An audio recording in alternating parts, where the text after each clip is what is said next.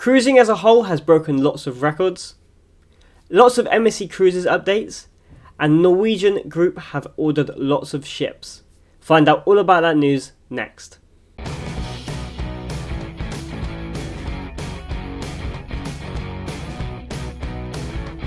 Hi guys, it's Shipbased here, and this is this week's cruise news. Just before I get into the news, 96% of you guys that watch my videos are not subscribed to the channel. If you could go down and press that subscribe button, it would be very much appreciated, and it really does help me out. Now let's get into the news. Lots of MSC Cruises updates. We're going to start off with MSC World America and cliffhangers. These are the swings that they have announced that are going to be on the side of MSC World America, and they're going to swing you 50 meters above sea level. They look really cool, and like for people for adrenaline rushes. And yeah, they haven't announced if they're going to charge for them. They don't know, or they're going to be included. MSC, maybe these sort of things are like £10-15 or $10-15 depending on where the ship's going from, which is Miami, but depending on what currency you're using. It looks really interesting, and it looks a really cool idea. I said that last week they have to compete with the likes of Icon of the Seas, Harmony of the Seas. They're all around that sort of area. I know it's a law going out there at the moment, but they'll probably switch it with something else. So yeah, they have to compete with those types of ships now. Now they're sending it to Miami, where Royal Caribbean's got a big, like, well, the Royal Caribbean, they're mostly in America anyway. So it'll be really interesting to see. It also got a ropes course behind it, a really big one. I know they have some on the Mega Vela class ships. But this looks like something you'll find on like the Norwegian Escape. Like, it's quite huge. So again, I don't know if they are going to charge for it, but it looks really cool. And it's just over or just under a year. It's the 16th of April when I'm filming this. To it announced, so we'll find out a few more things over the next couple of months that they're going to announce. Maybe like new restaurants, maybe new shows, and see what they say about if they're going to charge for these new activities. But they do look really cool. The second MSC Cruises update is about the third name of the MSC World Class. I kind of said that the wrong way around, but the World Class third ship name is MSC World Asia. And of course, it will be going over to Asia, and this kind of really, it's only just got its still cut in, so it's still a couple of years away. I think it's coming out in 26.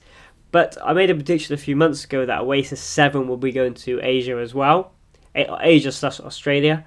So it's going to be a really interesting time for that sort of area of the world, Asia, for cruising.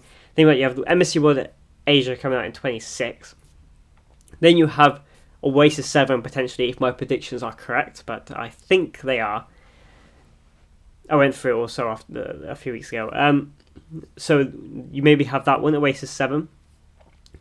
Also, around that sort of area, I can't remember exactly what date it's coming out, but the old Global Dream now is changed over to Disney, and it's another 5,000 people ship. So you potentially could have some of the newest ships in the world for Disney, Royal Caribbean, and MSC, all competing for the same customers in the same sort of area of the world, which looks really cool and really exciting for Asia, that they could be getting all these types of ships. So yeah, that's if my predictions are correct about Oasis 7. They are definitely getting the Disney ship, and you get where I was going out of Singapore, and they're definitely getting MSC World Asia. I just don't know about that Oasis 7, but I think I am correct. And then obviously they will be going down to Australia at some point, I think. They normally do share ships, so like if it's not there in the off season, it goes to Australia, and then when it's Australia off season, it goes up to Singapore or Asia. So yeah, it'd be really interesting time for that between 26 and 27. Really interesting time for that part of the year, part of the world for cruising. They haven't announced anything about it, just it's a still cut-in ceremony, so they announced the name. But yeah, be interesting to see, because I think they've ordered a few more. Be interesting to see. They're doing World Europa, World America, and World Asia. Be interesting to see if maybe they might do a MSC World Middle East and send it straight to Dubai, and it just be there all year round. Trying to think of other MSC World UK. You never know. I'm trying to think of where they could send the other. I think they've ordered 3 more, or I might be getting confused with other things. So we're really interested to see where the next 3 go, or maybe they just copy the MSC World Europa 2, and it just does the same thing as the other one. But yeah, really exciting updates from MSC Cruises. Royal Caribbean announced the ships that are going to Australia for the 2025-2026 season, and they are getting a brand new one in Anthem of the Seas. Not a brand new ship, just a brand new one to Australia. So after Anthem finishes its season in Singapore, it will be moving down to Australia, and we're going out of Sydney. I believe Voyager's going out of Brisbane. Same sort of cruising, they're just changing the ship. It's been an ovation for a couple of years, so it'd be really nice just to get... They're basically identical ships, but minus the show. And is Ovation? No, Ovation is Ovation. No, that's Spectrum. Is the Ultra one. So no, it's basically just a straight swap, just with a different name and a different show. So people who've done it before, there is a new show there to be seen. Yeah, apart from that, it's basically the exact same ship going to the exact same places, just with a different name. Sounds a lot like the Royal Caribbean in the UK right now. We've got Anthem of the Seas, and we're going to Independence, which is actually a downgrade technically. People do prefer. I do prefer Independence. I booked Odyssey, but I think Odyssey's ultra class. Generally, so we did Anthem, and we were happy with the ship. It was a nice ship. We like the 270. We like the show. But it's no Independence. This is a good ship. So this is coming. We are doing that, but then we're also doing Odyssey, which is the ultra class. And I was looking at some of the videos from it, and I think the upgrades they've done to Odyssey literally makes the Quantum class a complete ship. Having the playmakers on the top level, and then having we have 2 open balls. That one doesn't mind. It depends where the ship is. It's going to Greek Islands, so that one is okay. Outlook of Fresh instead of Johnny Rockets. Johnny Rockets was rubbish on Anthem of the Seas. They had like these, if it's on my Instagram, you had these pictures of beautiful like chicken strips, and they gave you like some really like rubbish ones. Like the picture was deceiving as hell.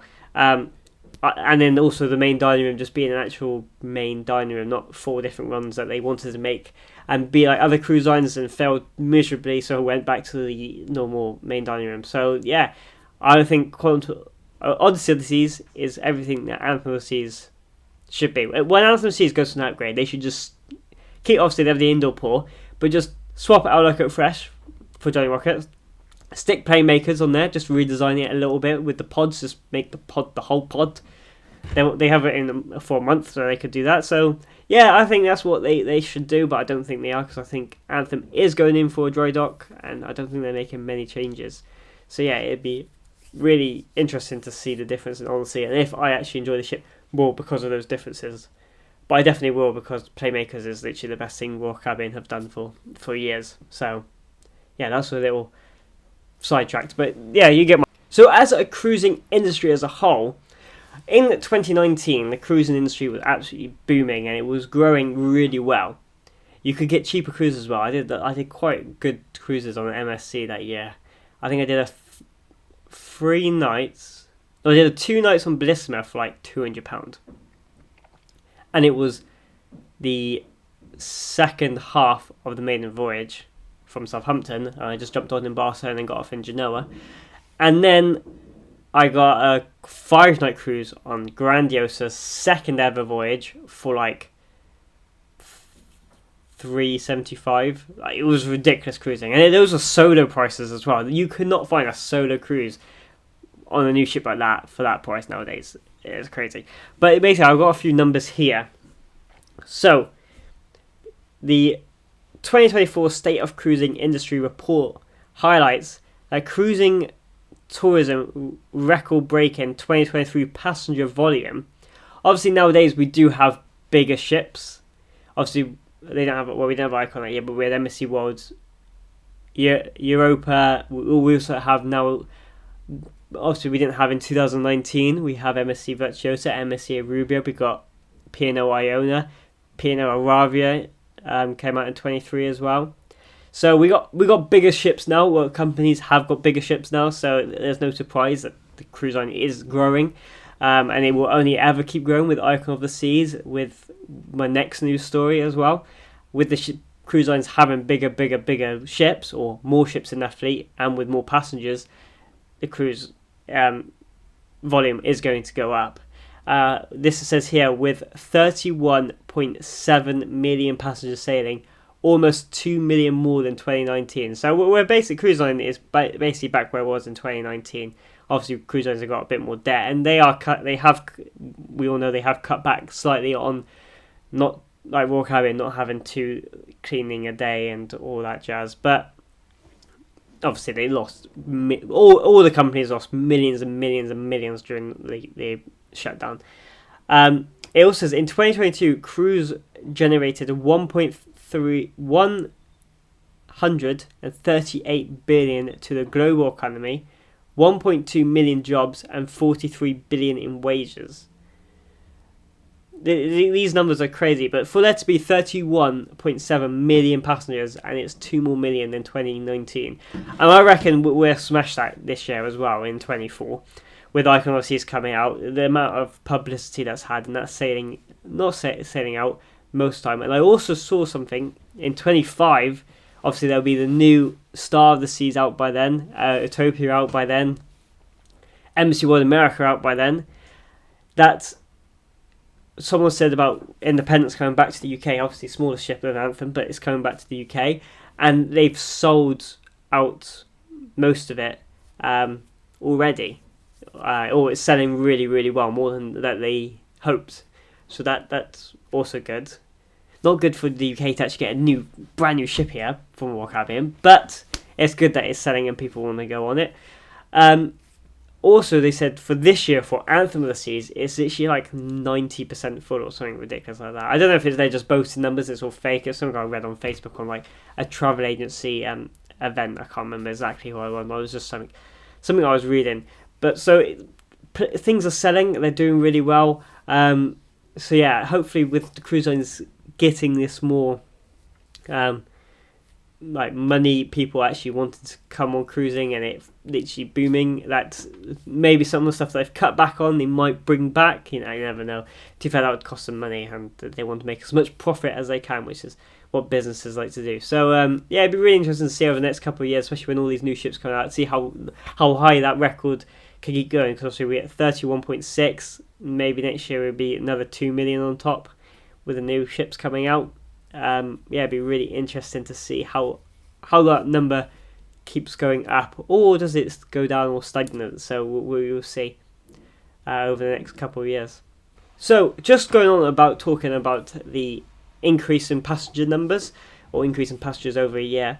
Norwegian Cruise Line Group, where their 3 parent companies, have ordered 8 ships in total.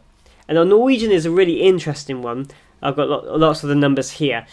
They're ordering 4 new mega ships. And with Norwegian, with the new Prima class cruise ships, they wanted to go more, not smaller, but they wanted less people on board, but more luxury, so that it's more expensive.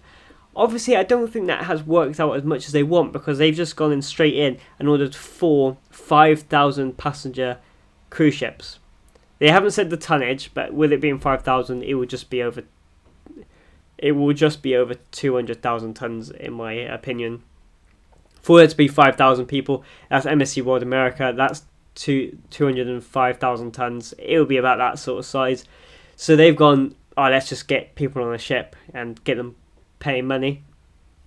But these ships will not enter service till 2030, 2032, 2034 and 2036. They have yet got financing for them yet, so this is just, they've ordered them and they've ordered them and they're doing the process to earn the finance or borrow the money to build the ships and all that stuff. So yeah, they could also not happen, but they that is what they have done, and it'd be really interesting to see how Norwegian do that, because how they do a big ship, because are they going to have the internal balconies? Are they just going to be another copy of an Oasis class, just their own version? It's going to be really interesting to see the next couple of years. 2030 is a crazy amount of time. That is 6 years away. So this must be in such early development that I think they've ordered it, not really knowing Like, it just says mega ships will each accommodate 5,000 guests and enter service in the dates I've already said. Years I've already said. So it must be in such early development for it to be still 6 years away till the first one enters service. And with Norwegian, every ship that they've been coming out recently has been delayed, so it probably won't even be till 3031, 3033, and 3035, and 3037. Knowing Norwegian's track record recently. So, yeah, it'd be really interesting to see. So then their next cruise line, Oceania Cruises, has ordered 2 ships, which have 1,450 guests. Sorry. 1,450 guests, 86 gross tons, and will enter service in 27 and 29. That would be the biggest in their fleet. All these ships that they've ordered are bigger in their fleet. And the last company in their group is Regent Seven Seas, have ordered 2 ships, being at 77,000 tons with having 850 passengers on. Again, being the biggest in their fleet. So Norwegian Cruise Line Group, or whatever they're called, all 3 companies have all gone, let's go bigger, get more passengers on board. The Norwegian one's going to be the most interesting for me. I'm not doing Regent Seven Seas. They're a bit too posh for me, if you know what I'm saying, or I don't think I can afford it. And Oceania Cruising, again, it's be really interesting to see what they do, but I don't think it's for me. Norwegian is going to be one to keep in mind. Maybe it'd be like a 6th level go-kart track. I'm a bit annoyed they got rid of the go-kart track on their new Prima class ship. Because obviously they were going 3 stories on Prima and Viva. So it'd be really interesting to see. Might do a 4-story, 5-story. Or it goes through like that water side that goes through people's balconies. It'd be like a go-kart track going off the side of the ship. Or like a go-kart that swings you off the side of the ship or something like that. That's what people are doing nowadays. Royal Caribbean dropping you off the side of the ship, and now MSC swinging you off the side of the ship. So whatever. What is Norwegian going to do with off the side of the ship? So it'd be really interesting to see. So yeah, those are the 8 ships that they have ordered. That is all the news I've got for you guys this week. Thank you so much for watching. It is very much appreciated. If you like what you see, please press the like button and subscribe to our channel. It's very much appreciated, and it really does help me out. I'm also on Instagram, TikTok and Twitter, so links in the description below if you want to follow me on those platforms. Thank you to my members at Cruising for One and my dad, it is very much appreciated. If you want to find out all about their Shipface crew, link in the description below.